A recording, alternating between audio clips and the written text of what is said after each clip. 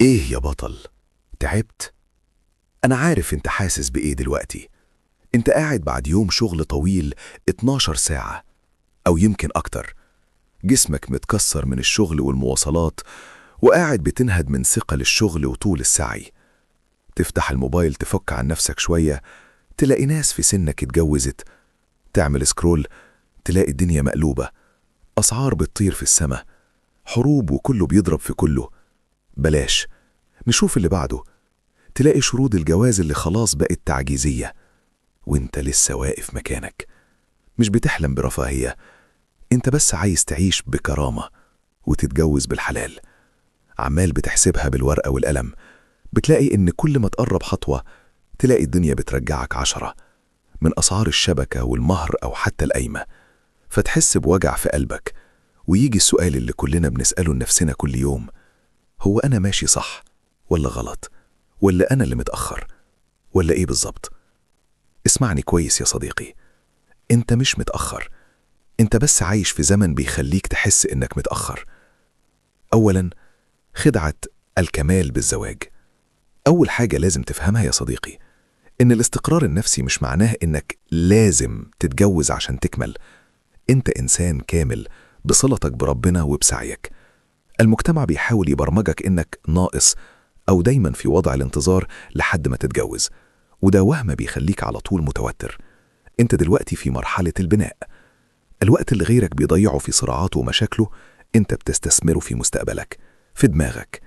مش عيب إنك تتأخر في الجواز طول ما أنت بتعافر في الحلال. عيبك الوحيد إنك تنكسر أو تحس إنك قليل قدام حد مع فلوس أو سبقك بخطوة. ثانياً، الاعتراف بالتحديات الاقتصادية. خلينا نكون صرحة ومن غير تجميل، إحنا عايشين في زمن فعلاً صعب. لما يكون مرتبك هامش رقم وتكلفة الجواز رقم تاني خالص ملوش علاقة بالواقع، فده مش تقصير منك، ده وضع اقتصادي عالمي طاحن. الاعتراف بالواقع ده هو أول خطوة للاستقرار النفسي. ليه؟ عشان تبطل تلوم نفسك. انت مش فاشل لانك مش قادر تجيب شبكة ب500,000، انت ضحية. لما تدرك ان المشكلة خارج ارادتك ومش نقص فيك، هترتاح نفسيا وهتبطل تقارن نفسك بجيل اجدادنا اللي اتجوزوا بملاليم. الزمن غير الزمن، والمعركة دلوقتي هي معركة بقاء مش معركة تظاهر اجتماعي. ثالثا، القوانين الدينية. وعشان تحصن نفسك لازم ترجع للأصل. ربنا سبحانه وتعالى لما قال: قل للمؤمنين يغضوا من أبصارهم ويحفظوا فروجهم ذلك أزكى لهم، ما كانش مجرد تكليف، دي روشتة علاج. طول ما عينك على اللي مش معاك وطول ما انت بتطارد الصور والفتن على الشاشات، عمر قلبك ما هيرتاح. غض البصر هو القانون اللي بيحمي دماغك من الحاجات اللي بتدمر نفسيتك، وانت عارف ده كويس. وربنا سبحانه وتعالى قال أيضا: ولكن لا تواعدوهن سرا إلا أن تقولوا قولا معروفا. يعني انت مش متاح لأي علاقة محرمة تحت مسمى صداقة أو تسلية عشان تسكن وجع الوحدة. الصداقات دي يا صاحبي سموم بتتعب روحك وبتخليك تدخل الحلال وانت مستهلك نفسيا ومطفي. والنبي صلى الله عليه وسلم قالها بوضوح: من استطاع منكم الباء فليتزوج. طب واللي مش قادر على التكاليف في الغلاء ده فعليه بالصوم. والصوم هنا مش بس عن الأكل، ده تربية وتهذيب، إنك تقول لشهواتك ولإحباطك: لأ، أنا أغلى من إني أنساق وراكم. السلف الصالح علمونا إن القيمة في الاستغناء. كان الواحد منهم يملك الدنيا في إيده لكنها مش في قلبه. مش لازم تكون صاحب ملايين عشان تبقى مستقر نفسيا. الإنسان لو ما كانش مبسوط بأقل الأشياء اللي في إيده عمره ما هيكون مبسوط ولو بقى معاه كنوز زي الأرض كلها.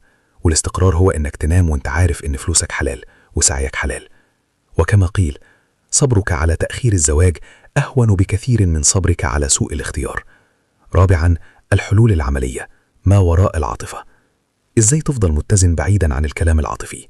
في 3 حاجات لازم تعملهم. أولاً، السيادة على الوقت، بمعنى الفراغ هو العدو الأول. الاستقرار النفسي بيجي من الإنجازات الصغيرة. لما تقسم يومك بين شغل وتطوير ورياضة، انت هنا بتعمل حاجة اسمها إعادة توجيه الدوبامين. بدل ما الدوبامين يجيلك من التفكير في الجواز، بيجيلك من شعورك إنك بتتقدم يومياً. ثانياً، بناء النظام الداعم، بمعنى بما إننا رفضنا العلاقات المحرمة فالبديل العملي هو دائرة الصداقة. لازم يكون ليك أصدقاء على الأقل بيسعوا زيك. وجودك وسط مجموعة بتعافر بيخلي الوجع جماعي، وده بيقلل حدته النفسية عليك جدا عكس ما تكون بتعاني لوحدك. ثالثاً، فصل الاستحقاق عن المادة، بمعنى إنك تدرب نفسك إن قيمتك كراجل نابعة من قدرتك على المواجهة مش من حجم ممتلكاتك.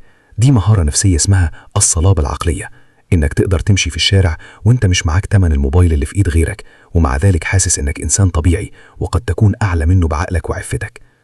وأنا هنا مش بشجعك إنك تمتنع عن الزواج إطلاقا، لكن بحاول أخليك تستقر نفسيا في زمن بقينا بنتسابق فيه إزاي نغالي في المهور.